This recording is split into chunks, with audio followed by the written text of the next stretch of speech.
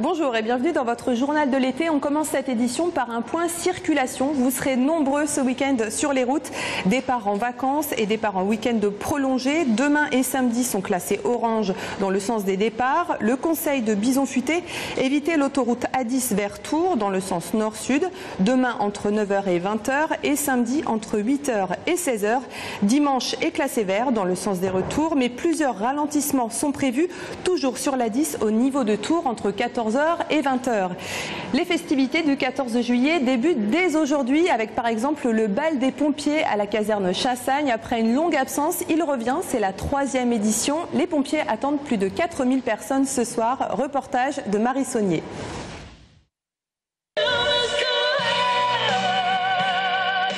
De la musique jusqu'à 3h du matin, c'est ce que promettent les sapeurs-pompiers de Tours pour leur traditionnel bal du 13 juillet. Mais cette année est un peu particulière puisque la caserne fête ses 50 ans. Faire ces festivités pour faire plaisir aux Tourangelles, puisqu'on va tous les jours chez eux, mais ça serait sympa on s'est dit ça serait sympa qu'ils viennent chez nous au moins pour une fois dans l'année, quoi. On aimerait bien tabler sur 7000 personnes environ. Ce soir, ils seront 4 chanteurs à se relayer avant de passer le témoin à un DJ. Cet après-midi était donc l'occasion d'affiner les derniers réglages. On est en train de faire les essais pour le son. Hier soir, on a fait les lumières. Comme vous voyez, la scène est quand même relativement importante. Donc en fait, il faut absolument qu'on sache au niveau des micros ce que ça va donner, au niveau du son. Et puis tout à l'heure, vous imaginez avec des milliers de personnes ici à nous écouter chanter, c'est un vrai concert, un vrai concert en plein air. Donc voilà, je suis très stressée, mais ça va le faire. Comme chaque année, il n'y a aucun problème. Je suis pas inquiète. Je sais que le public répondra présent et que ça se passera très très bien. Et la préparation concerne également la logistique puisque comme pour les feux d'artifice, la préfecture a donné plusieurs consignes de sécurité. La rue Charles Gounod est barrée à la circulation par des plots béton pour éviter toute intrusion de véhicules. On a un service de sécurité privé, comme les années précédentes, qui effectue une fouille et qui filtre les entrées. Voilà, on met le maximum de ce qui est dans nos capacités pour que la sécurité soit au rendez-vous pour ce soir. Même si la majorité des pompiers sera de la partie, la caserne restera opérationnelle. Un habitant de Loches a fait passer une drôle de nuit aux gendarmes. À 5h du matin, il a sonné à l'interphone et là c'est un flot d'insultes et de menaces envers les forces de l'ordre. Le jeune est alcoolisé et précise qu'il serait un ninja. Un guerrier qui pendant la soirée s'est investi d'une mission. Il a saccagé la maison de l'emploi et la mission locale de Beaulieu-les-Loches. Mobilier, ordinateur, tout est détruit. Les dégâts sont estimés à plusieurs dizaines de milliers d'euros. Le jeune ninja a été placé en garde à vue. Il est convoqué devant la justice dans 6 mois. Et puis regardez ces images, c'est un clocher volant, c'est dans le quartier Montconseil à Tours-Nord. Le clocher de la future église Saint-Martin a été déposé cet après-midi. À l'intérieur, 3 cloches, 78, 98 et 148 kilos. Le nouvel édifice religieux remplacera la chapelle Saint-Libert, devenue très délabrée. Il pourra accueillir 150 fidèles dès le mois de novembre. Son coût, 2 millions d'euros, financé par des donateurs et le diocèse. On écoute tout de suite Monseigneur Aubertin qui était sur place. Le clocher a à la fois une double fonction. D'un côté, il indique la dimension surnaturelle, en quelque sorte. C'est un doigt, comme un doigt levé vers le ciel, d'une certaine façon. C'est la partie du bâtiment qui contient les cloches, donc les cloches qui sonnent l'appel à la prière, qui sonnent les principaux événements de la vie d'une personne.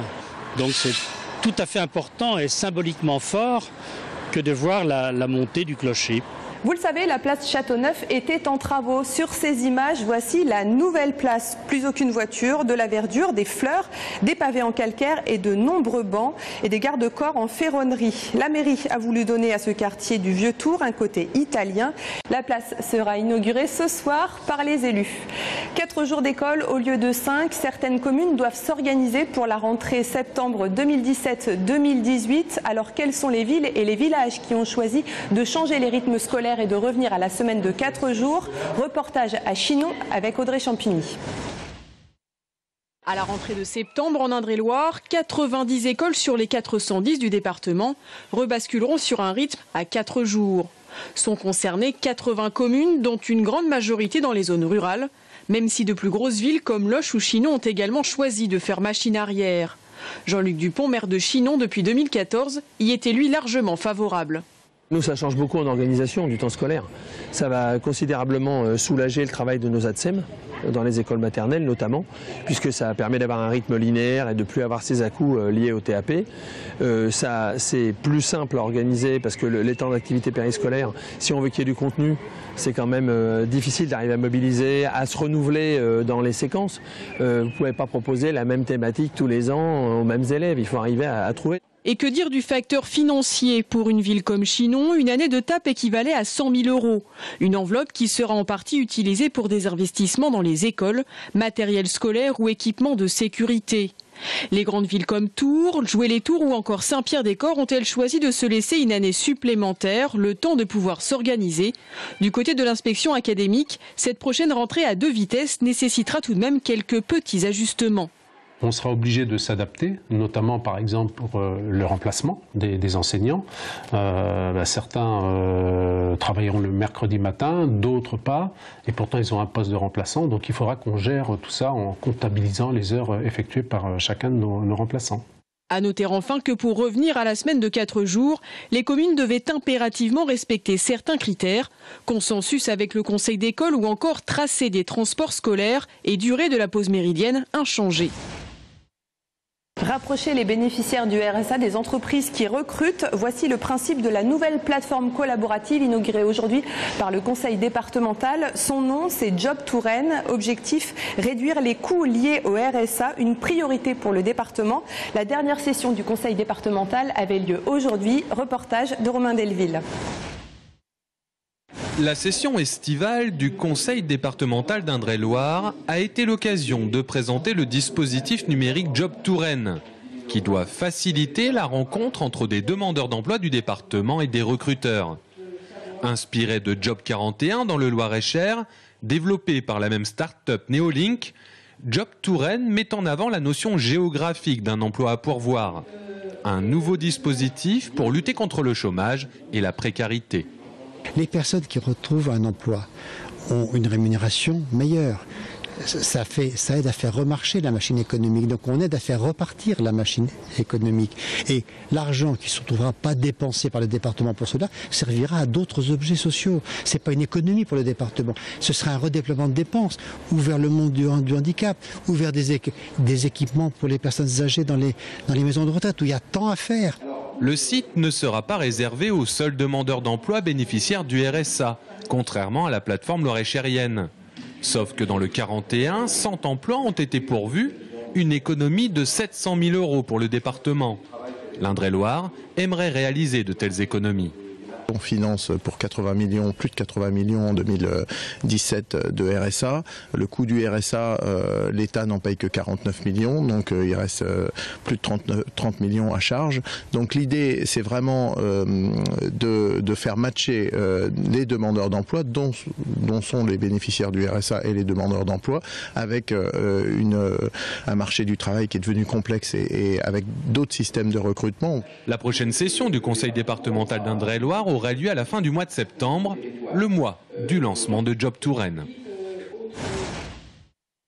Vous aimez le cinéma? Eh bien, bonne nouvelle, le cinéma vient à vous et ce grâce à l'association Cinéoff. Cinéoff projette des films dans tout le département, dans des salles fixes ou en itinérance grâce à un écran nomade. Et le moins que l'on puisse dire, c'est que l'association est en très bonne santé. 90 000 entrées l'an dernier, soit un bond de 9% en un an. Regardez. 13h30, le responsable technique de Cinéoff s'active. La séance débute dans 1 heure. L'escale à Saint-Cyr-sur-Loire, qui accueille habituellement des pièces de théâtre, doit se transformer en salle de cinéma. Une routine pour l'association qui projette 280 films par an. On arrive pour l'installation 1h30 avant la séance. On installe, on fait les tests pendant une bonne demi-heure. Et puis ensuite, on va aider les bénévoles qui s'occupent de la caisse pour l'accueil du public. Ouais. Cinéoff parcourt la région depuis 33 ans. Si au début l'objectif était de pallier la disparition des cinémas dans les communes rurales, aujourd'hui l'association diversifie ses prestations. Le public qu'on cible, c'est tout public, public familiaux essentiellement, enfants, écoliers, puisqu'on projette pour les écoles et pour les collégiens.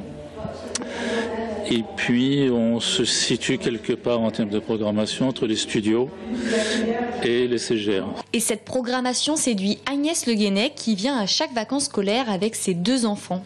Et des films actuels qui passent dans d'autres salles et du coup ça nous permet d'y aller à moindre coût à côté de la maison. 6,50 € l'entrée adulte et 4 € pour les enfants, un tarif appliqué dans les 36 salles du réseau. Le journal de la rédaction, c'est terminé pour aujourd'hui. Pour revoir cette édition, pas de problème, tvtour.fr, rubrique JT. À bientôt.